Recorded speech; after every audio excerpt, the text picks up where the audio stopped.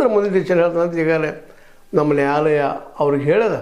ಅಂದ್ರೆ ಇನ್ನೂ final report ಬಂದಿಲ್ಲ, ಇದು ಚಾರ್ಜ್ ಶೀಟು ಅಲ್ಲ, ಏನೂ ಅಲ್ಲ, ಮಧ್ಯಂತರ ಒಂದು ರಿಪೋರ್ಟ್ ಕೊಟ್ಟಿದ್ದಾರೆ. ಆ ರಿಪೋರ್ಟ್ ನೋಡ್ತಾರಪ್ಪ ಅಂದರೆ ಇವರ 6 ಜನ ನಮ್ಮ ಚೆನ್ನೈನ ಹಿಡ್ಕೊಂಡು 6 ಜನ ಇವರ ಅಪರಾಧಿಗಳು, ಇವ್ರನ್ನ ಎನ್ಕ್ವೈರಿ ಮಾಡಬೇಕು, ಅವ್ರನ್ನ ಎನ್ಕ್ವೈರಿ ಕೊಡ್ರಿ ಅಂತ ಬೆಲ್ ಹಚ್ಚಿದ್ದಾರೆ.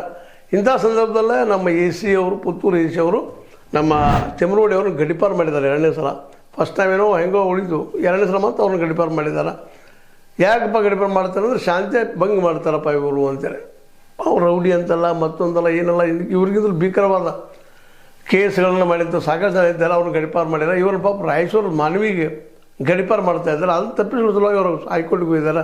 ಅಲ್ಲಿ ಹೈಕೋರ್ಟ್ಗೆ ಸಬ್ಮಿಟ್ ಮಾಡಿದಲ್ಲೇ ಶ್ಯಾಮ್ ಅನ್ನುವಂಥ ಜಡ್ಜ್ ಅವರು ಒಂದು ಏನಪ್ಪ ಈ ಮೊದಲ ಈ ಧರ್ಮಸ್ಥಳದ ಕೇಸನ್ನು ತೆಗೆದುಕೊಂಡಿದ್ರು ಅಂತ ತಿಳ್ಕೊಂಡು ಮತ್ತು ಅವರು ಅಪ್ಪೀಲದಿಂದ ಬದುಕಿಸಿರ್ತಾರೆ.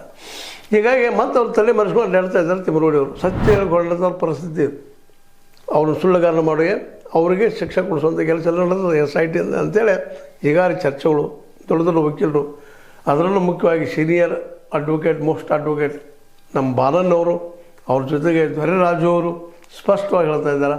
ಇದು ಅನಗತ್ಯ ಒಬ್ಬ ದೂರುದಾರನ ಶಿಕ್ಷಿಸುವಂಥ ಕೆಲಸ ಮಾಡ್ತಾ ಇದ್ದಾರೆ. ಇದು ಪ್ರೊಲಾಂಗ್ ಮಾಡೋ ಕೇಸನ್ನು ಇಂದಿದ್ದು ನಾಳದ ಭಾಳಷ್ಟು ದಿವಸ ಡಿಲೇಡ್ ಜಸ್ಟಿಸ್ ಈಸ್ ಡಿನೈಡ್ ಅಂತ ತಡಮಾಡಿದ ನ್ಯಾಯ ತಿರಸ್ಕಾರ ಮಾಡಿದ್ದಾರೆ. ಹಂಗೆ ಮಾಡಲಿಕ್ಕೆ ಹೊರಟಿದ್ದಾರೆ. ಅಂದರೆ ಇದನ್ನು ಅವ್ರಿಗೆ ನೇರವಾಗಿ ಗೆಲ್ಲಲಿಕ್ಕೆ ಸಾಧ್ಯ ಆಗೋದಿಲ್ಲ. ಅಂದಾಗ ಡೇಟ್ ಮೇಲೆ ಡೇಟ್ ತಗೋತಾ ಹೋಗುವಂಥದ್ದು, ಪ್ರೊಲಾಂಗ್ ಮಾಡುವಂಥದ್ದು, ಈ ಒಂದು ಏನೋ ಸಾಕ್ಷಿದಾರರನ್ನ, ದೂರದಾರನ ಆರೋಪಿಯನ್ನಾಗಿ ಮಾಡೋದು, ಅವ್ರು ಅದನ್ನು ತಪ್ಪಿಸೋದಕ್ಕೆ ಮತ್ತು ಒದ್ದಾಡಬೇಕು. ಅವರು ಒದ್ದಾಡದ ದಿನಗಳು ಹೋಗ್ತಾ ಇರ್ತಾವೆ, ನಂತರ ಮರೆತು ಹೋಗ್ತಾರೆ. ಅಷ್ಟೊಂದು ಜನನೂ ಇದನ್ನು ಮರಿತಾರೆ. ಜನಕರಿಗೆ ಏನು ರೀ ನೆನಪು ಶಕ್ತಿ ಭಾಳ ಕಡಿಮೆ ಇಂಥ ವಿಷಯದಲ್ಲ.